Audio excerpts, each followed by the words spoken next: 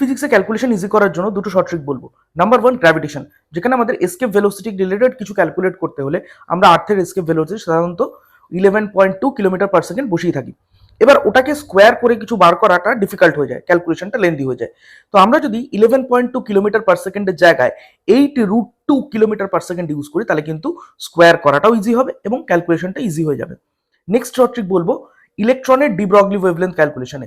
Suppose একটা ইলেকট্রনকে V ভোল্টেজের মধ্যে দিয়ে অ্যাক্সেলারেট করানো হলো এবং তার ডি ব্রগলি ওয়েভলেন্থ কি জানতে চাইলো, তো ভিটা বলা আছে।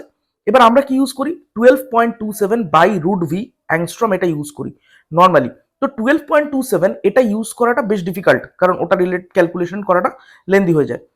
তো আমরা আরেকটা শর্ট ভ্যালু আবার ইউজ করতে পারি, রুট আন্ডার 150 বাই ভি, মানে 12.27 বাই রুট ভি। এটা ইউজ করার জায়গায় আমরা টোটালটাকে রুটের মধ্যে রাখবো এবং রুটের ওপরে থাকবে কে, রুটের মধ্যে নিউমারেটরে থাকবে 150, নিচে থাকবে ভি, এবং ভিটাকে ভোল্টে বসালে আমার রেজাল্টটা অ্যাংস্ট্রমে বেরিয়ে যাবে। ওকে, থ্যাংক ইউ।